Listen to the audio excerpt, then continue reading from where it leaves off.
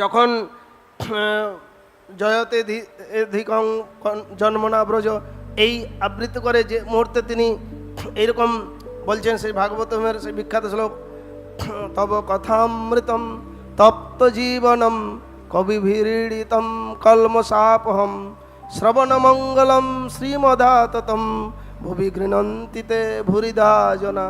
তো যে মুহূর্তে এইভাবে মহাপ্রভু, সেই সময় কী হয়েছিল, রথে নৃত্য করতে করতে রথ যখন থেমে গেছে, তখন বলগণ্ডী নামক স্থানে মহাপ্রভু অত্যন্ত মূর্ছিত হয়ে বিশ্রাম করছেন। সেই সময় বৈষ্ণব বেশ ধারণ করে রাজা প্রতাপরুদ্র এভাবে অত্যন্ত দৈন্য আরতি সহকারে তার পাদ সম্মান করছেন আর এই শ্লোক কীর্তন করছেন।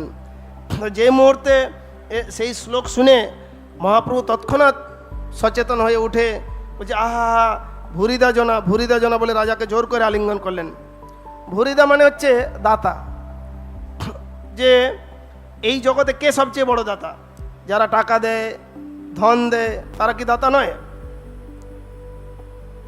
তারা কি বড় দাতা? না। এই জগতে যারা লোকের দ্বারে দ্বারে গিয়ে হরিনাম বিতরণ করেন, কৃষ্ণ নাম বিতরণ করেন এবং ভগবত ভক্ত হওয়ার জন্য আকুলভাবে তাদের কাছে প্রার্থনা করেন, নিজেকে বিলিয়ে দেন, তারা হচ্ছে সবথেকে বড় দাতা।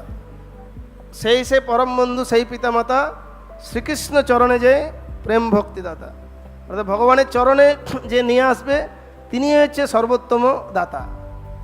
এটা হচ্ছে বিশেষ গুরুত্বপূর্ণ একটা বিষয়।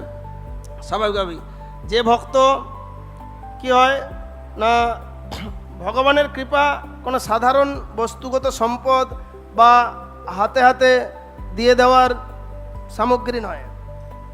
এই বিষয়টা আমাদেরকে জানার, বোঝার প্রয়াস করতে হবে। আর কোনো ক্ষমতার দ্বারা, অর্থের দ্বারা, দম্ভ আরতি বা জোরপূর্বক এটা লাভ করা যায় না।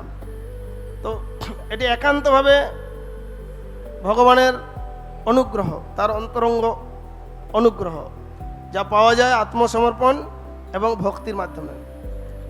শুদ্ধ ভক্তির অনুশীলন এমনই একটা বিষয় যে কৃষ্ণ সর্ব আকর্ষক, কিন্তু ভক্তি সেই কৃষ্ণকেও আকর্ষণ করে। সেই জন্য ছিল ভক্তি সিদ্ধান্ত সরস্বতী ঠাকুর তিনি বলতেন যে তোমাদেরকে কৃষ্ণ দর্শন করার চেষ্টা করতে হবে না বেশি আকুলি বিকলি হয়ে। তোমরা এইরকম সেবা এবং এইরকম সাধুসঙ্গ করো যে কৃষ্ণ তোমাদেরকে দর্শন করার জন্য আসবেন।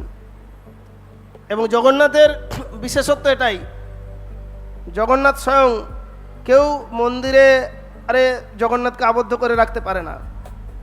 অনেক ভক্তের লীলা কাহিনী আমরা শুনেছি জগন্নাথ পুরীতে, যেখানে এই যে পাণ্ডারা যাদেরকে প্রবেশ করতে দেবে না, জোরপূর্বক আটকে রাখবে, এই করবে, কিন্তু জগন্নাথ তাদের জন্য আকুল হয়ে বেরিয়ে চলে গেছেন। এরকম বহুবিধ লীলা বিলাস আছে। কিন্তু তারপরেও কিছু অন্ধ কুসংস্কার সম্পন্ন ঘোড়া তারা মনে করে এই জগন্নাথ হচ্ছে আমাদের সম্পদ, কিন্তু জগন্নাথ হচ্ছে বিশ্ব ব্রহ্মাণ্ডের সমস্ত জীবের, প্রতিটি জীবের তিনি নাথ, সকলের প্রতি সমদর্শী। এবং সেই ভগবান জগন্নাথ তিনি কি আর কেউ বাধা দিয়ে কাউকে আটকে রাখতে পারে? জগন্নাথকে কে আটকে রাখবে? জগন্নাথ তো সব জায়গায় তিনি বিরাজ করছেন এবং সব জায়গায় যে কোনো জায়গা থেকে প্রকাশ হতে পারে। শুধু আমাদের কি প্রয়োজন? ভগবান কিসের কাঙ্গাল? তিনি প্রেমের কাঙ্গাল, অর্থাৎ প্রেম আর ভালোবাসাটুকু তাকে অর্পণ করার জন্য আমাদের ক্ষুদ্র স্বাধীনতা দিয়েছেন। আমরা সেই স্বাধীনতার অপব্যবহার করে তাকে ভালোবাসতে নাও পারি, তার আরাধনা নাও করতে পারি, তাহলে আমরা এই কর্মচক্রের অধীন হয়ে এই জগতে বারবার আবর্তিত হতে থাকব। কিন্তু যদি আমরা সত্যিকারের তার প্রেমময়ী সেবায় আর আমাদের প্রকৃত নিত্য জীবন লাভ করতে চাই, তাহলে অবশ্যই আমাদের এই আরতিটুকু জানাতে হবে, ভগবানের প্রতি সেই প্রেমটুকু, সেই ভালোবাসাটুকু সমর্পণ করতে হবে, তাহলে বাকি আয়োজনগুলো ভগবান সব করে দেবে। তাই তো আমরা দেখতে পাচ্ছি মহাপ্রভুর পূর্বে এই স্মার্ত ব্রাহ্মণদের এই দশা ছিল, ছোট জাত নিচু জাত বলে সবাইকে পূজার অধিকার থেকে বঞ্চিত করত। কিন্তু মহাপ্রভু এসে কি শেখালেন? আচার্যরা বলে গেছেন, যেই ভজে সেই বড় অভক্তহীন ছাড়, কৃষ্ণ ভজনে নাই জাতি কুলাদি বিচার।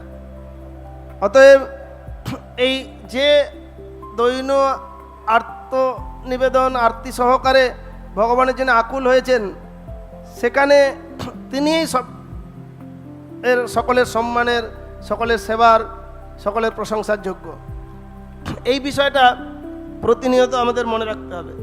যে ভক্ত নিজের অহং কামনা ক্রোধ ত্যাগ করে নিঃস্বার্থভাবে ভগবানের সেবা করে তৎক্ষণাৎ ভগবান স্বয়ং তার হৃদয়ে আসন নেন। শাস্ত্র বলে ভগবানের কৃপালাভের মূল উপায় হলো শুদ্ধ ভক্তি। তাই এই যে আমরা সাধারণভাবে নাম সংকীর্তন, সাধুসঙ্গ, শাস্ত্রপাঠ, ভক্ত সেবার মাধ্যম, এগুলো আয়োজনগুলো হচ্ছে আমাদের হৃদয়কে নির্মল করার জন্য। আর এই হৃদয় নির্মল হলেই সেই আরতিটুকু ভগবানের জন্য ফুটে উঠবে। আর সেই প্রকার কোমল হৃদয় শুদ্ধ ভক্তের স্থানেই ভগবান নিশ্চিন্তে বিশ্রাম করেন। তাই তার চরণে আরতি নিবেদনের মাধ্যমেই কেবলমাত্র আমরা ভগবানের কৃপা লাভ করতে পারি। কেননা কেউ যদি ভগবানকে সেবা করতে হয় শুদ্ধ ভক্ত তথা গুরুদেবের মাধ্যমে, আমরা সরাসরি ভগবানের সেবা করতে পারি না, কখনো না। যেরকমভাবে প্রতাপরুদ্র রাজা তিনি এই ভক্তজনের সেবা করার মাধ্যমে যখন তাদের কৃপা লাভ করলেন, তখন ভগবান যদিও আগে বলেছিলেন তাকে দর্শন করবেন না, দেবেন না, কিন্তু ভক্তদের সেবা করার ফলে ভগবানের হৃদয় দ্রবীভূত হয়ে গেল। তখন ভগবান বাধ্য হলেন প্রতাপরুদ্র রাজাকে কৃপা করতে। কেননা প্রতাপরুদ্র বলেছিলেন যদি আমি মহাপ্রভুর কৃপা লাভ করতে না পারি তাহলে আমি রাজ্যপাট ছেড়ে দিয়ে আমি কান ফাটা যোগী হয়ে যাব। আর তারপরে বলেছেন তাও যদি সম্ভব না হয় তাহলে আমি এই জীবনেই রাখবো না। এইভাবে তার আরতি এই পর্যায়ে পৌঁছে গিয়েছিল, সমস্ত কিছু ত্যাগ করে। তো সেই জন্য ভগবানের প্রসাদ বা কৃপা আমরা বৈষ্ণবদের মাধ্যমে তথা আমাদের কাছে পৌঁছাতে পারে স্বাভাবিকভাবে। এভাবে আমরা ভগবানকে পরম্পরা বাদ দিয়ে, বৈষ্ণবদেরকে বাদ দিয়ে, ভক্তকে বাদ দিয়ে কখনো ভগবানের সঙ্গে সংযুক্ত হতে পারি না।